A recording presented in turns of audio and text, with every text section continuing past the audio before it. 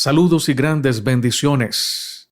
Me da mucho gozo saludar a mis hermanos y mis hermanas del canal Aprendiendo de Jesús. Les doy la bienvenida a este video que contiene la lectura de las notas de la hermana Elena de Huay.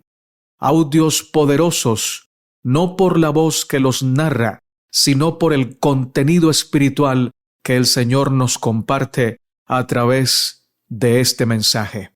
Gracias a Dios le damos por la gran luz que le ha entregado a su iglesia. Vamos a orar para comenzar con el comentario del Espíritu de Profecía para complementar la lección número 3, titulada Pacto Perpetuo. Gracias, amado Padre Celestial, porque siempre estás con nosotros. Qué privilegio tan grande saber que eres nuestro Padre, nuestro Dios, nuestro amigo, nuestro Señor. Por favor, abre nuestra mente, nuestro corazón, para poder escuchar tu voz, para hacer tu voluntad, para comprender tu mensaje y para compartirlo con otras personas. Oramos en el nombre de Jesús. Amén, Señor. Lección para el día sábado. Texto para memorizar. Y estableceré mi pacto entre mí y ti, y tu descendencia después de ti en sus generaciones, por pacto perpetuo, para ser tu Dios y el de tu descendencia después de ti. Génesis 17:7. Como habían vivido en un ambiente de idolatría y corrupción, los israelitas no tenían un concepto verdadero de la santidad de Dios, de la extrema pecaminosidad de su propio corazón, de su total incapacidad para obedecer la ley de Dios y de la necesidad de un Salvador. Todo esto se les debía enseñar. Dios los llevó al Sinaí, manifestó allí su gloria, les dio la ley con la promesa de grandes bendiciones siempre que obedecieran. Ahora pues, si diereis oído a mi voz y guardareis mi pacto, vosotros seréis mi reino de sacerdotes y gente santa. Éxodo 19, 5 y 6.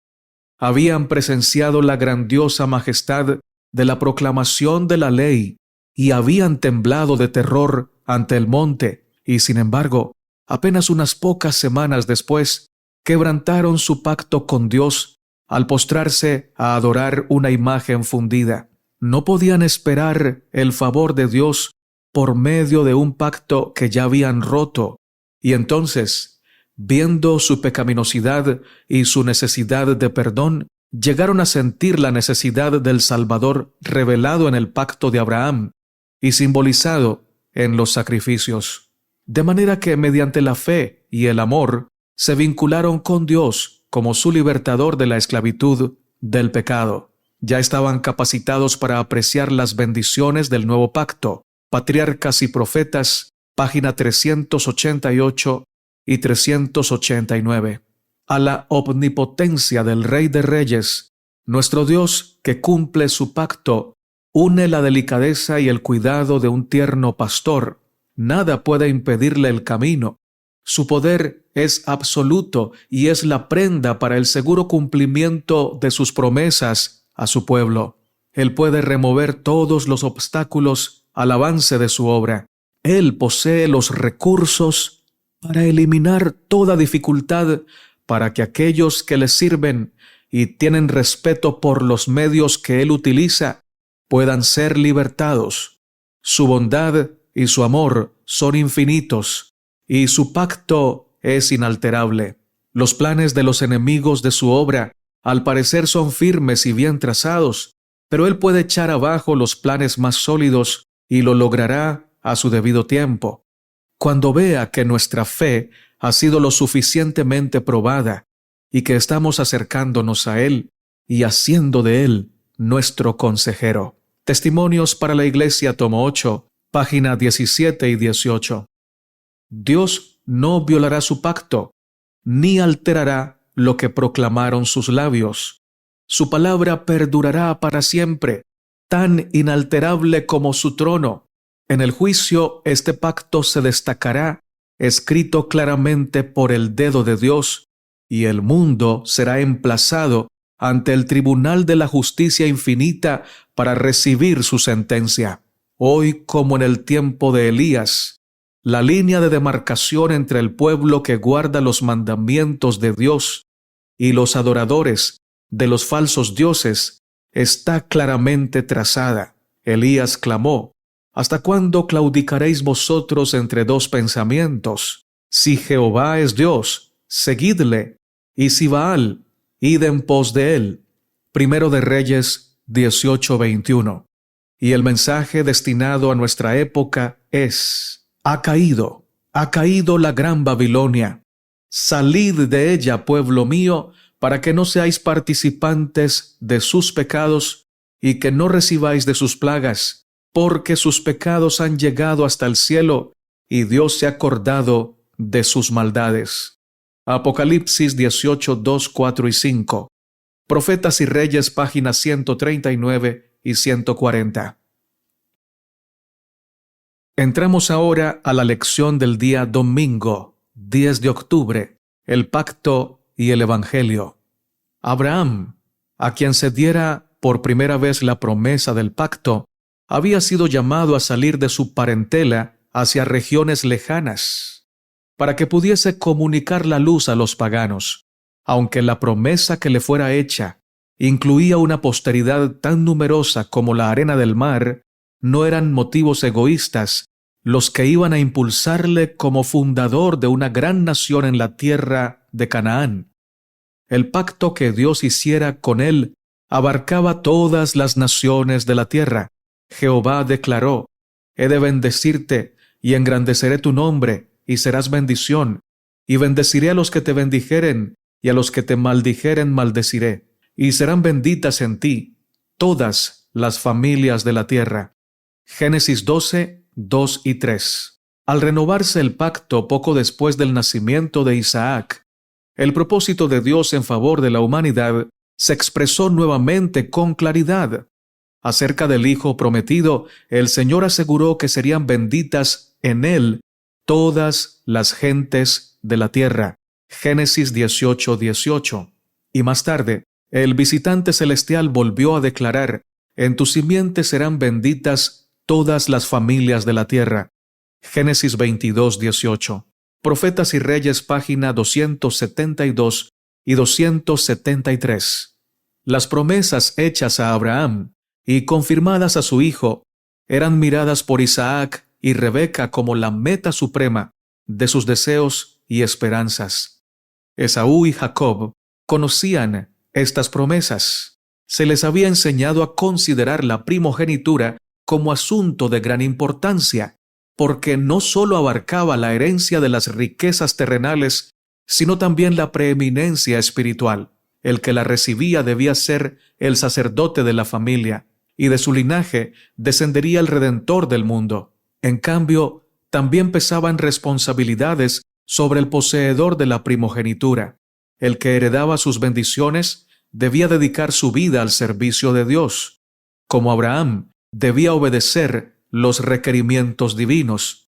En el casamiento, en las relaciones de familia y en la vida pública, debía consultar la voluntad de Dios. Patriarcas y Profetas, páginas 175 y 176.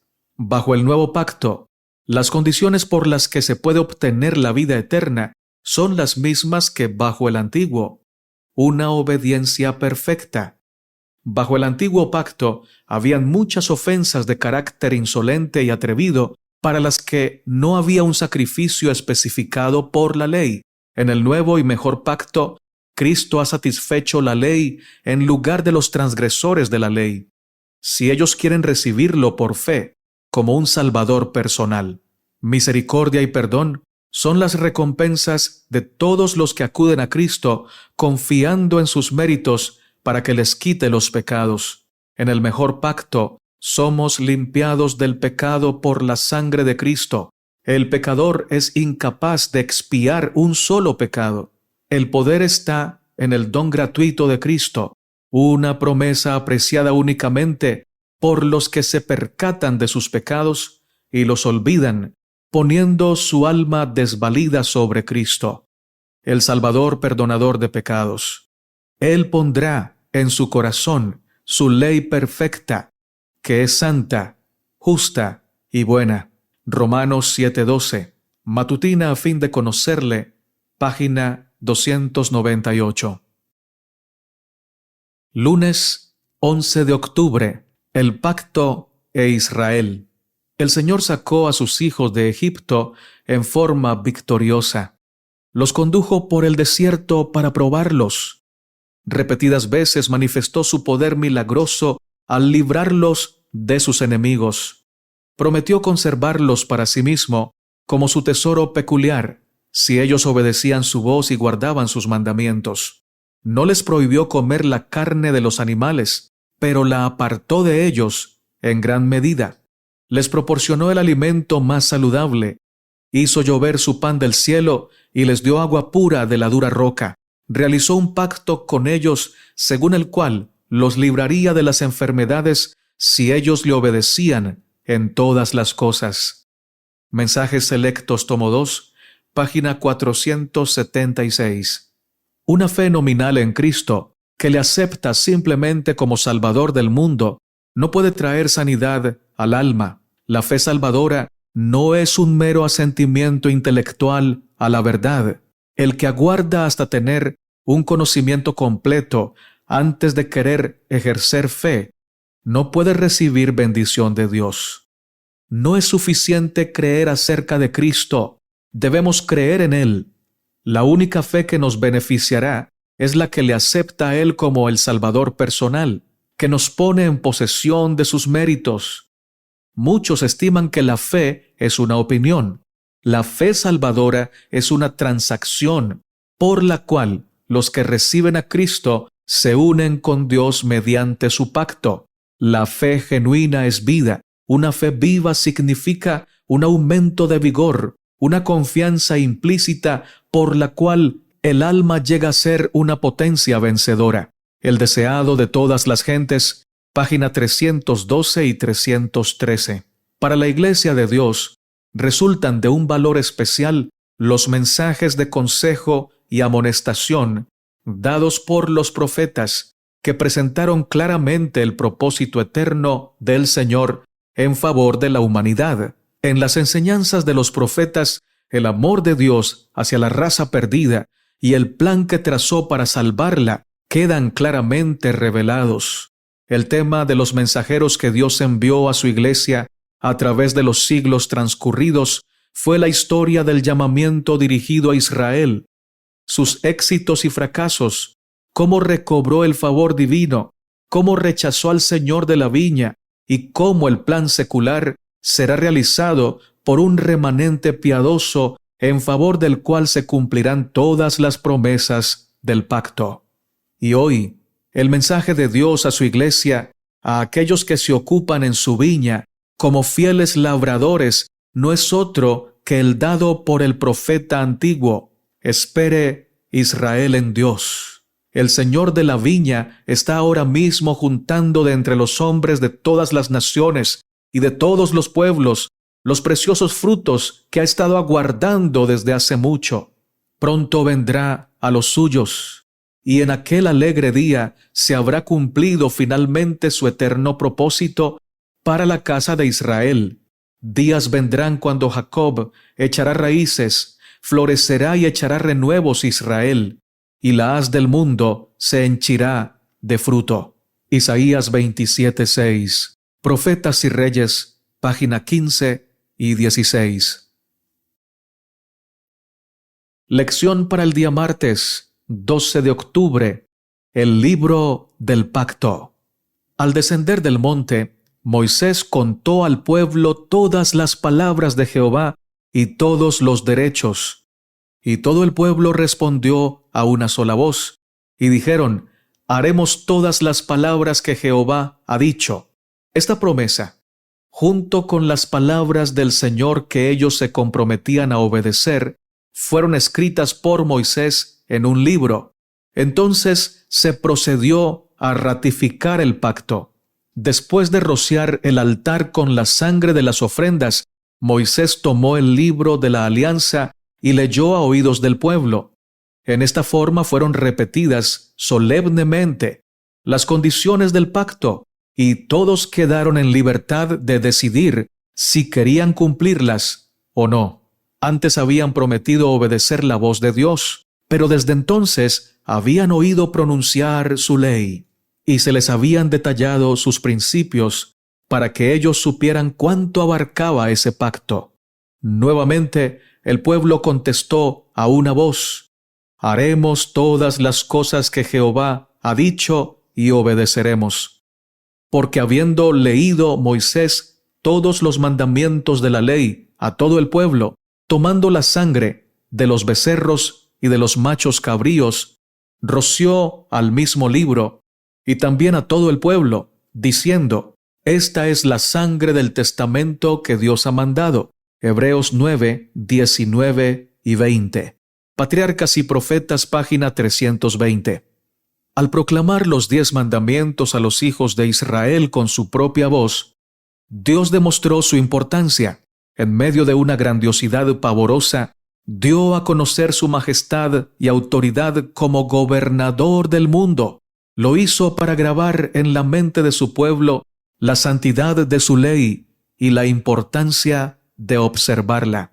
El poder y la gloria con que fue dada la ley revelan su importancia. Es la fe, una vez dada a los santos por Cristo, nuestro Redentor, hablando desde el Sinaí.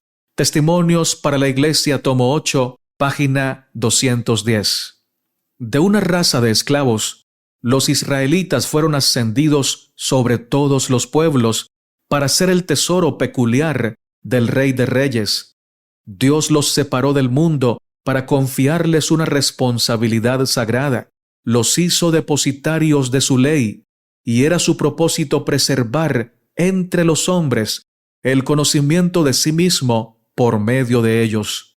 En esa forma, la luz del cielo había de alumbrar a todo un mundo que estaba envuelto en tinieblas, y se oiría una voz que invitaría a todos los pueblos a dejar su idolatría y servir al Dios viviente. Si eran fieles a su responsabilidad, los israelitas llegarían a ser una potencia en el mundo. Dios sería su defensa y los elevaría sobre todas las otras naciones. Su luz y su verdad serían reveladas por medio de ellos, y se destacarían bajo su santa y sabia soberanía como un ejemplo de la superioridad de su culto sobre toda forma de idolatría. Patriarcas y Profetas, página 324. Miércoles 13 de octubre, su pueblo especial. Los ritos más licenciosos y abominables llegaron a formar parte del culto pagano. Hasta los dioses mismos se representaban como impuros, y sus adoradores daban rienda suelta a las pasiones bajas. Prevalecían vicios contra toda naturaleza, y las fiestas religiosas se caracterizaban por una impureza general y pública. Desde el principio de la gran controversia, Satanás se propuso desfigurar el carácter de Dios y despertar rebelión contra su ley, y esta obra parece coronada de éxito. Las multitudes prestan atención a los engaños de Satanás y se vuelven contra Dios. Pero en medio de la obra del mal, los propósitos de Dios progresan con firmeza hacia su realización. Él manifiesta su justicia y benevolencia hacia todos los seres inteligentes creados por Él. A causa de las tentaciones de Satanás, todos los miembros de la raza humana se han convertido en transgresores de la ley divina. Pero, en virtud del sacrificio de su Hijo, se abre un camino por el cual pueden regresar a Dios. Por medio de la gracia de Cristo, pueden llegar a ser capaces de obedecer la ley del Padre. Así, en todos los tiempos, de entre la apostasía y la rebelión, Dios saca un pueblo que le es fiel, un pueblo en cuyo corazón está su ley. Isaías 51:7. Patriarcas y Profetas, página 350 y 351. El propósito de todos los mandamientos de Dios consiste en revelar el deber del hombre no solo hacia Dios, sino hacia sus semejantes. En esta hora tardía de la historia del mundo, no debemos cuestionar o discutir el derecho de Dios a formular estos requerimientos debido al egoísmo de nuestros corazones, o en caso contrario nos engañaremos a nosotros mismos y le robaremos a nuestras almas las más ricas bendiciones de la gracia de Dios. El corazón, la mente y el alma deben fusionarse con la voluntad de Dios. Entonces el pacto, constituido por los dictados de la sabiduría infinita y vigente por el poder y la autoridad del Rey de Reyes y Señor de Señores, será nuestro placer. Basta que Él haya dicho que la obediencia a sus estatutos y leyes es la vida y la prosperidad de su pueblo. Las bendiciones del pacto de Dios son mutuas. Dios acepta a los que quieren trabajar para la gloria de su nombre, para que su nombre sea alabado en un mundo de apostasía e idolatría. Será exaltado por su pueblo que guarda los mandamientos, a fin de que pueda exaltarlo sobre todas las naciones que hizo, para loor y fama y gloria. Deuteronomio 26:19. La maravillosa gracia de Dios, página 150.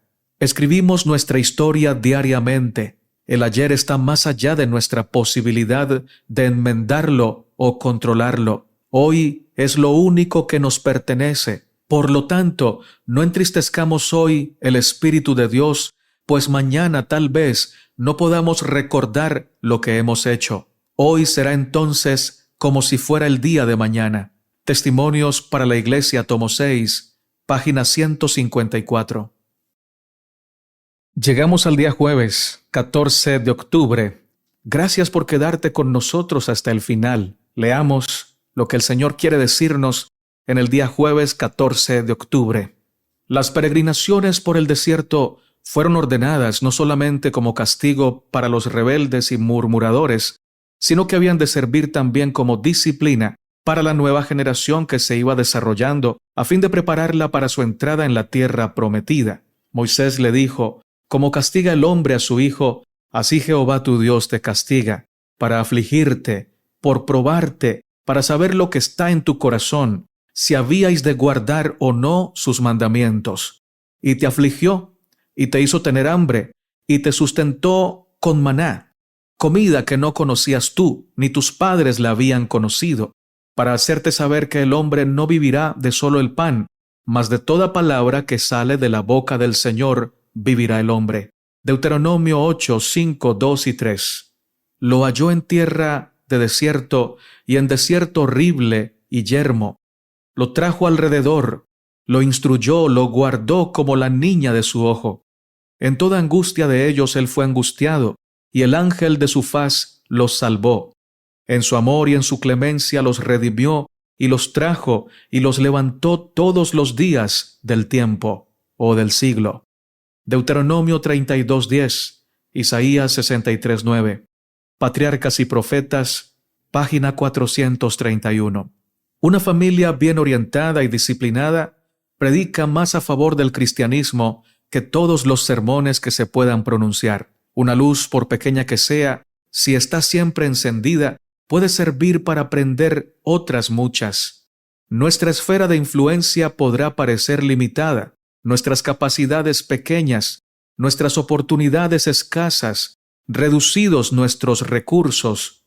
No obstante, si sabemos aprovechar los que nos ofrece nuestro hogar, podemos realizar maravillas. Si queremos abrir nuestros corazones y nuestras casas a los divinos principios de vida, podremos ser canales que lleven raudales de fuerza vivificante. Matutina, Mi vida hoy, página 127.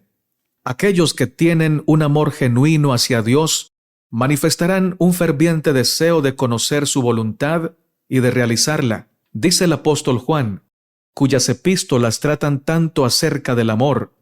Este es el amor a Dios, que guardemos sus mandamientos. Primera de Juan 5:3. El hijo que ama a sus padres manifestará ese amor por una obediencia voluntaria, pero el niño egoísta, desagradecido, trata de hacer tan poco como sea posible por sus padres. en tanto que al mismo tiempo desea gozar de todos los privilegios concedidos a un hijo fiel y obediente. La misma diferencia se ve entre los que profesan ser hijos de Dios. Muchos que saben que son los objetos del amor y cuidado de Dios y que desean recibir sus bendiciones, no encuentran placer en hacer su voluntad. Consideran los requisitos de Dios para con ellos como una restricción desagradable, sus mandamientos como un yugo gravoso. Pero el que está buscando verdaderamente la santidad del corazón y la vida, se deleita en la ley de Dios y se lamenta únicamente de que esté tan lejos de cumplir sus requerimientos. No es solamente el privilegio, sino también el deber de todo cristiano mantener una íntima unión con Cristo y tener una rica experiencia en las cosas de Dios. Entonces su vida será fructífera en buenas obras. Dijo Cristo: «En esto es glorificado mi Padre, en que llevéis mucho fruto». Juan 15:8. La edificación del carácter, página 80 y 83.